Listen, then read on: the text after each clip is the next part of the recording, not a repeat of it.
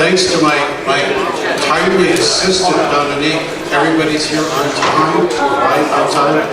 So I have Keir, Dullea,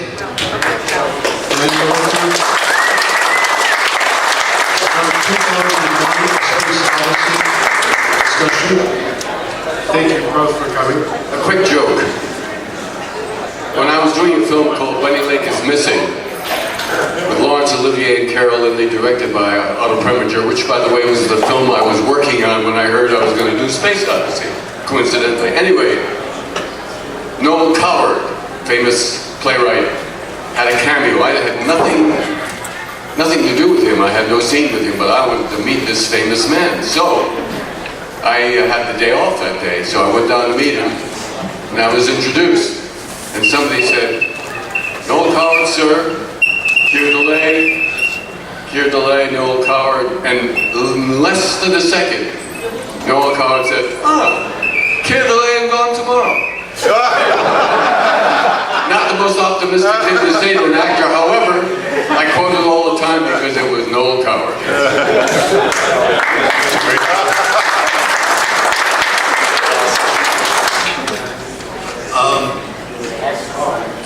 I know I do all a lot.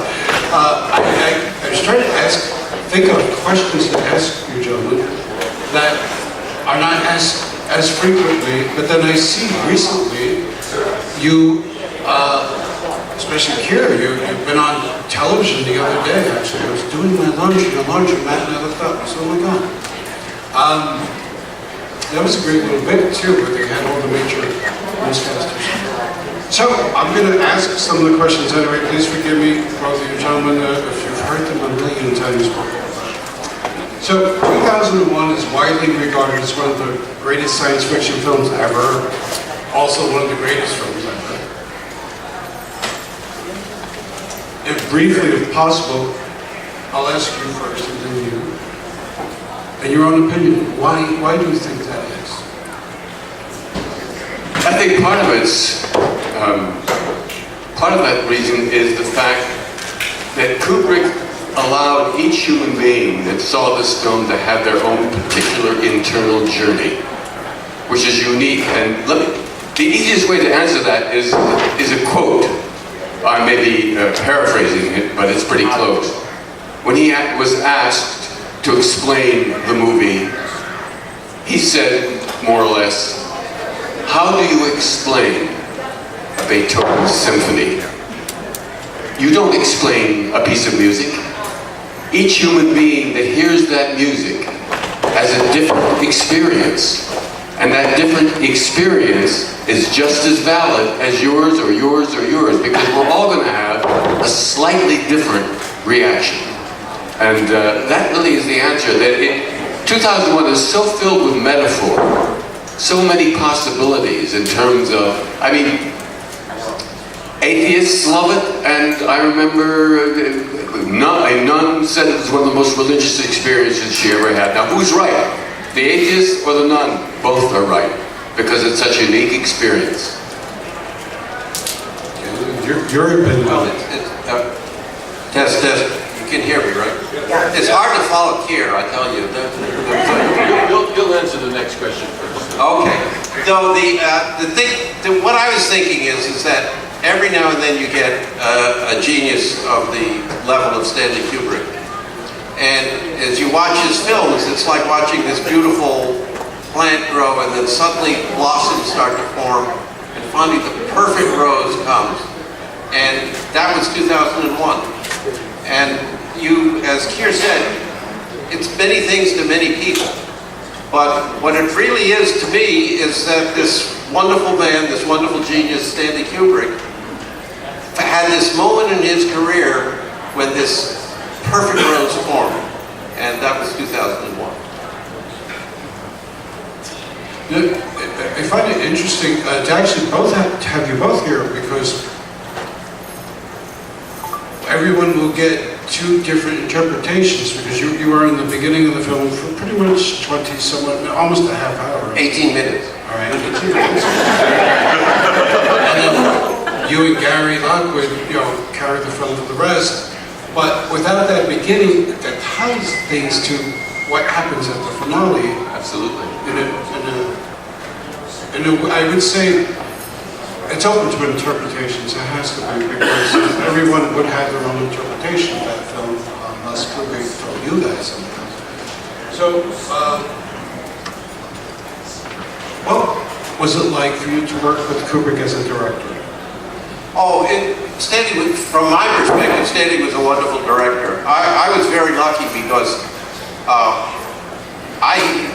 when I first came on, Stanley really didn't know how he was going to make the opening. We had a script. The script doesn't read too much like what we actually shot, and he had a lot of problems with it. So he gave me a free rein. And here I'm a young kid. I'm 27 years old. I'm cocky. I'm full of myself. And he trusted me, and he let me go. And this wonderful creativity that we had. We would meet every day, and he was interested in my ideas. We tried things out. We did that. And I noticed that later with other people on the movie, is that he respected the creativity of others. And for an artist, that's an absolutely wonderful position to be in, especially when you're working with a genius of his caliber. I would say ditto to that. Every day was such a pleasure to work with this man. He never raised his voice. He never was impatient. Was always open to an idea. Didn't necessarily mean he would use it, but he was always open to it.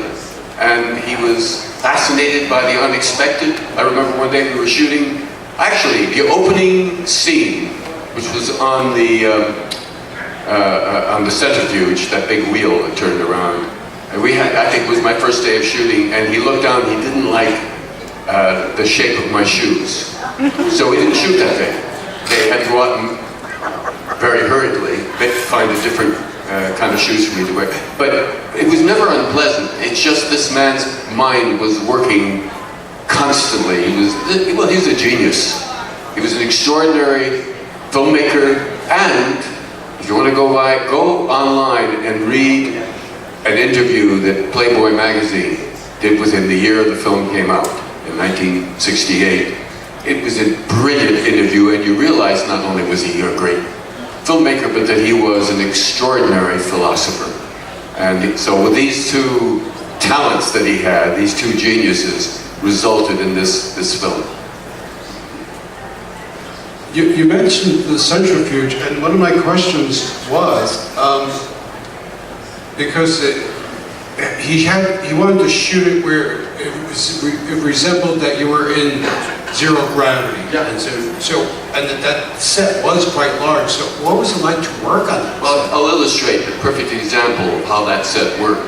It was about 2 stories high, at least, had a hub, and one of the opening scenes where you saw this is all in one shot. Gary Lockwood is upside down eating because he's at the top of the wheel. The hub opens and I come down a ladder to the bottom of the wheel. He's still eating up there, right? I can't say up because there's no up in space. It's just that part of the wheel, which is up there. And I get some food. And then I carry the food all in the same shot, seemingly walking upside down to Gary Lockwood, where I slide in next to him, and then you cut to another shot. How was that done? I didn't walk upside down. Gary Lockwood had a hidden harness. He was eating the food upside down. They revolved him down to me while I just walked in place. That's how that was done. And you know, I just might add, there isn't 1 foot of computerized special effects in this film. Everything you see in the film was photographed one way or the other as is. And it still holds up, doesn't it? It's amazing.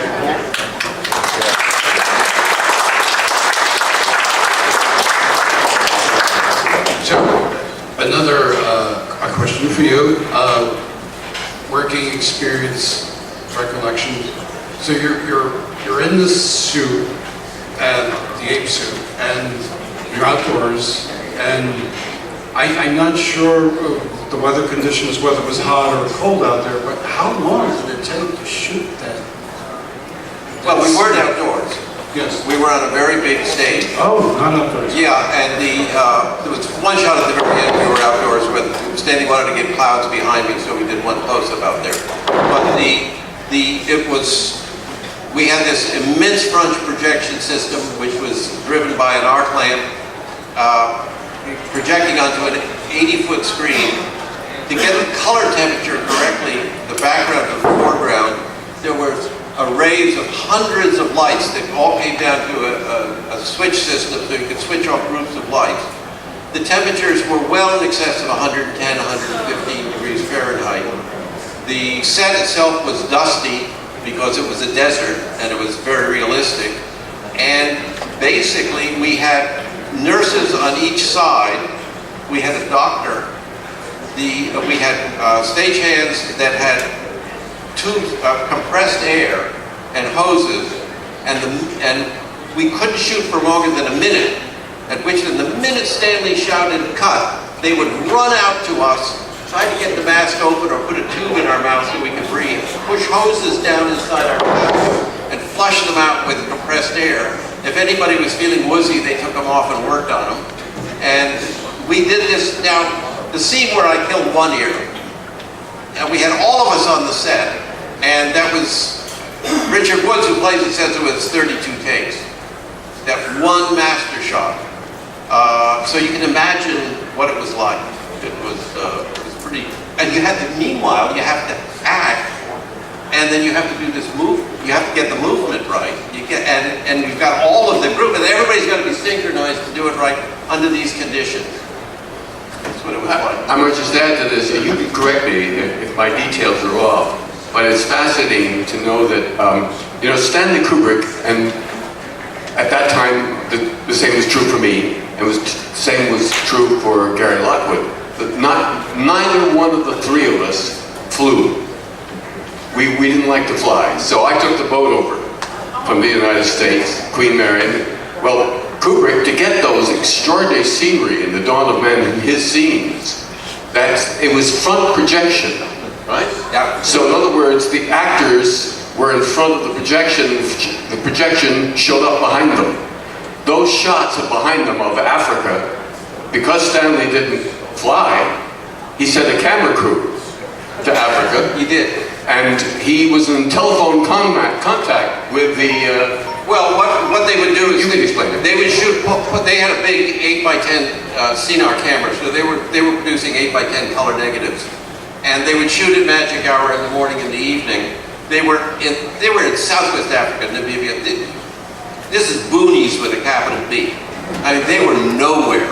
And what they did is they worked out a grid system, and they would take series of Polaroids. These would be driven back to Windhoek or the nearest town. These would be rushed back to Stanley as fast as it might take a couple days. They get back, and then he would, I guess it was telex back grid numbers on the grids that he had laid out to tell him where he wanted them to move the camera. Switch the camera slightly to the right and so that the grid numbers are now B3 instead of B2. Exactly. So he was directing at a distance in this remote desert in Southwest Africa. That's amazing. I'm going to jump around a little bit. So I wanted to ask you, when you came back as Dave Bowman in 1984 for Peter Hyams for 2010, so I was curious, what made you do it?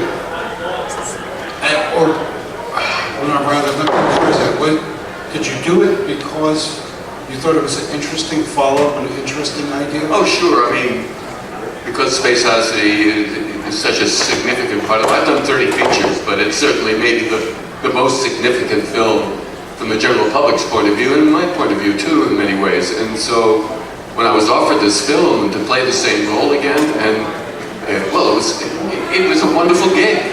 You know, it wasn't the same as working with Stanley Kubrick. No experience could be like that. But it was 18 years later. In fact, I was doing. Remember the series Macmillan and Wife? Yeah. Well, I was doing a Macmillan and Wife, and therefore I was in Los Angeles. And I got the Hollywood Reporter one day and said, they're doing this sequel to 2001. Nobody tried to get in touch with me about it. And I figured, well, they probably think 18 years later they can't use the same actor, he's going to have changed too much. So I figured, well, I'm going to see if I can make the gig happen. So I called MGM, explained who I was, and the secretary put me through to Peter Hines, and said, Peter, before you cast the role of Dave Bowman, I think you and I should meet. So he invited me to the commissary, and we had lunch, and I had a firm offer to do the role the next morning. So that's how that happened. Yeah, because this man did not age at all. It's like the old story of the cub reporter who goes out to interview the old man at the old people's home, right? And so he asks him all kinds of questions about, like, how did you, I take it you didn't drink when you were drinking away, son, I've been drinking since I was 6 years old. It's to sneak the brandy from my, oh my Lord. Well, what about smoking? Did you smoke? No, smoke, I smoke cigars since I, so he goes on with all these questions. He said, goodness gracious, well, how old are you, sir? 23 years old. Can I tell you one more funny story? I'm boasting now, and I'll stop and we'll be serious again. But this film did not have a lot of dialogue, 2001. But the longest piece of dialogue I ever had in the film was a scene that I had with Mission Control, where I am telling Mission Control that HAL 9000 has predicted that one of the parts on the ship is going to go wrong, and I eventually have to go outside the ship and get the part and bring it back and test it, right? Well, it was very difficult dialogue to memorize because it was technological gobbledygook from my point of view. It's like learning a foreign language. So I went over, I was worried about it. Went over and over and over again. We shot it. But in editing the film, Stanley felt it was redundant. There was another scene when Mission Control talks to him. He didn't feel he needed it. So it was never used. However, 50 years later, this is the way the main speech went. Mission Control, this is X-Ray Delta 1. At 1920 onboard fault prediction center, and on 90000 computer showed Alpha Echo 35 unit as possible failure within 48 hours. Request check your in-ship system simulator. Also confirm your approval our plan to go EVA and replace Alpha Echo 35 unit prior to failure. Mission Control, this is X-Ray Delta 1. Triumph. Mission concluded. And that was very good.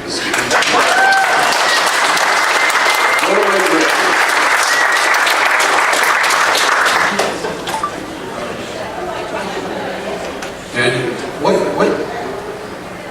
to my knowledge, you don't do these kind of events too often, and This is my first one. I concentrate on skiing and rock climbing. I teach rock climbing, and I travel as many countries as possible. So this is definitely your first. So my question is going to be even better. When people come up to you and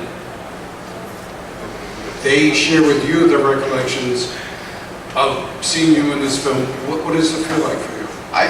It's really it's a wonderful feeling because I'm a lucky guy. I think we're both really lucky because we had a chance to make this picture with this amazing man at a great moment in his career.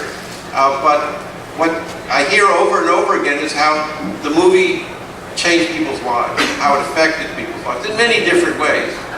But that never gets stale for me, and it's sort of touching, it's sort of moving, and like today, I'm telling you, people come up, they shake your hand, they tell you well, I saw this when I was 12, I saw it when I was, 17, I was on my first date, whatever, and they talk about how it affected their lives, and that's makes me feel wonderful, quite frankly, and it makes me, get a little teary sometimes. When I first saw the film at the world premiere, the section of the film that moved me, that was most amazing to me, was the Dawn of Man sequence. Now, partially that may have been because it was the only thing I had never seen. I'd actually walked on the space station toward the end of their shooting, because that was shortly after I arrived in London, and then, of course, the section of the film that I was in. But it was completely new, like it was another film. And to me, his performance was brilliant.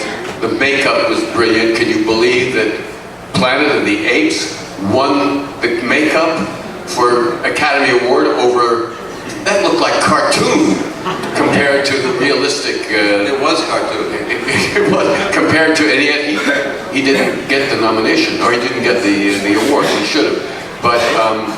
But I just want to say, it has the most startling moment, maybe for me in the whole film, is, I don't know if you know what a jump cut is, Yes. but the best illustration of a jump cut was when he throws the bone into the air, and in slow motion it goes up, and then it morphs into a space vehicle, which I years later discovered wasn't just a space vehicle, it was a nuclear weapon in orbit around the United States, because in the book, Arthur C. Clarke suggests that both the United States and Russia are at odds and have mutual nuclear bombs in orbit around the Earth. So can you imagine that in an instant we tie the beginning of the film to the end of the film?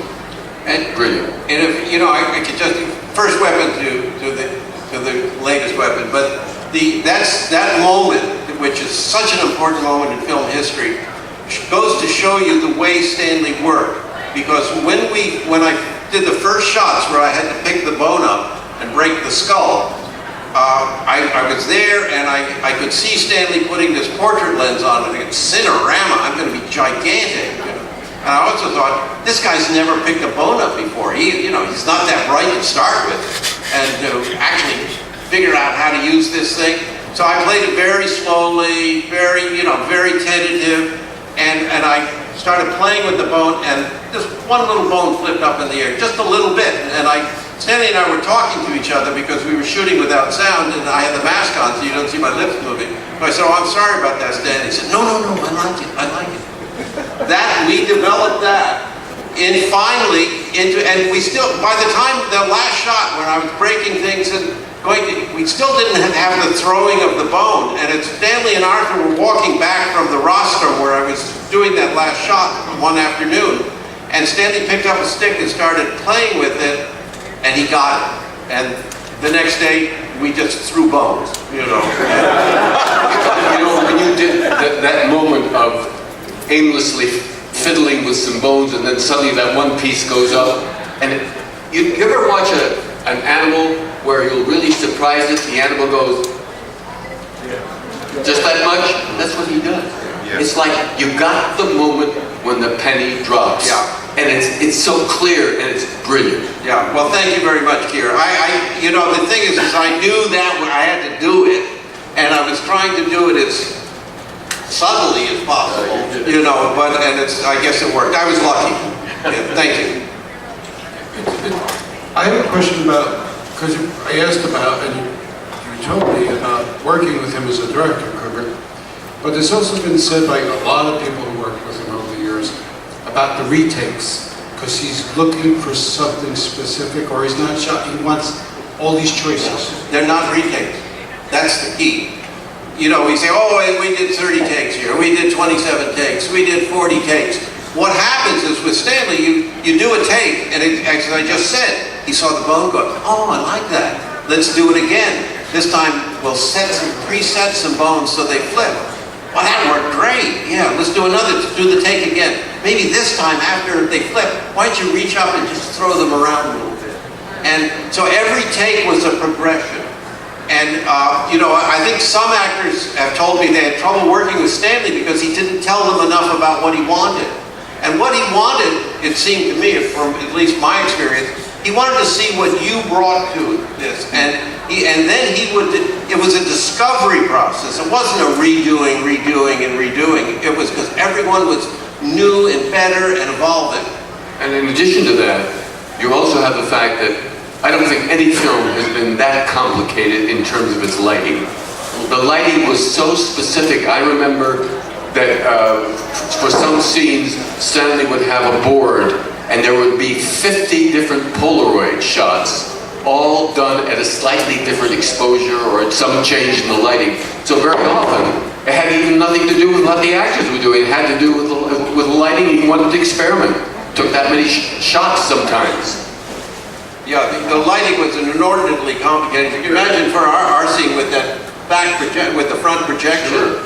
And you know, plus we had like 25 of us on a set at once. How come, I'm just curious, I don't remember the technical reason, how come the front projection never showed up on your costume? We cover our own shadows. In other words, this is really magnificent. I don't want to get technical. I don't want to get too technical. But you basically have a projector projecting the image. In front of the projector, you have a one-way mirror set at a 45-degree angle, right? And the camera is, well, actually the camera is in front of the mirror, and the projection is to the side of the mirror or above the mirror, so that the two images come together and go out together. So wherever you move, you're covering your own shadow exactly. And because we were black, basically, you know, very dark, you didn't see anything. The only time you see the front projection, and you guys probably know, is the leopard. When, you know, that close-up of the leopard and you see his eyes, you know. And when we were, the next day, we were looking at the Russians, you know, and we're sitting there, and everybody said, "Oh, sorry, Stanley," and whatnot. And Stanley said, "Oh, I like it," you know, and so he left it in. But it was the system was so complex to be able to create an 80-foot span with 8 by 10 negatives. What happened was is the condensers, these lenses in the system kept shattering from the heat. So we put in fans and brought in. Remember, we were shooting without sound, so we could use fans. But special condensers had to be built in Germany that wouldn't break, you know. So we probably postponed shooting a month or so just to get that, finally perfect that system. I would just like to add one more example of Stanley's eye for minute details. Remember the scene where Floyd, the scientist, is on his way to the moon, is on the space station. He has a meeting with 4 Russians who are questioning him about the purpose of his journey. And of course, he has a cover story. He doesn't tell the Russians the real reason. And in the scene, there was the main Russian played, I can't think of his name, he's a well-known British actor, and the other Russians were women, 4 women scientists who were there. One of the women had a blue sweater over by the way, this detail was caught by my wife many years after the film came out. One of the women had a blue sweater over the back of her chair. In one of the angles, somebody had forgotten to reset the sweater, so it wasn't there.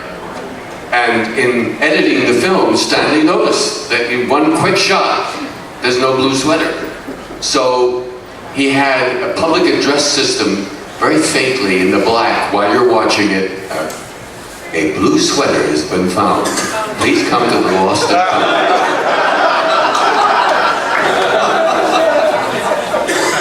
Stanley Keir.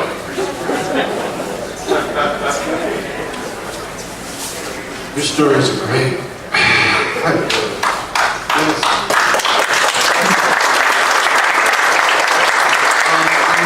Maybe 2 or 3 questions from the audience, and the gentleman in the back behind the thing. Yes, come. Thanks, Lou. Dan, first of all, both of you, thank you so much. Keir, I've seen you in Huntington, Art Cinema, and various places. It's always a pleasure. Dan, what was it like being the first in the film, in the course of the film, to be the first human being to commit the first murder in history? Well, it was worse knowing that I was going to open the film. I tell you that much. I was scared, and I'm going to use the other word. You know, because I knew. I mean, when Stanley called me in, he wanted to pick my mind as a mime because he and Arthur decided that way having talked to a mime. They still didn't know how to do the opening. They'd finished with Keir and Gary. They'd done all the live action. He had rejected everything they had come up with for the opening. So I came in and I told him that I was cocky and whatnot. And I told him, well, it's willing suspension of disbelief. You got to catch it by the you-know-what's right at the beginning and like that. So I talked, and then I suddenly realized I've got to deliver it. And thank God he gave me 8 months to put it together. Thank you. Yes, sir. Initially, my question was for Dan, but Keir, you mentioned at the end, in today's world of Michael Bay, 30, 5-second action shots and everything cuts.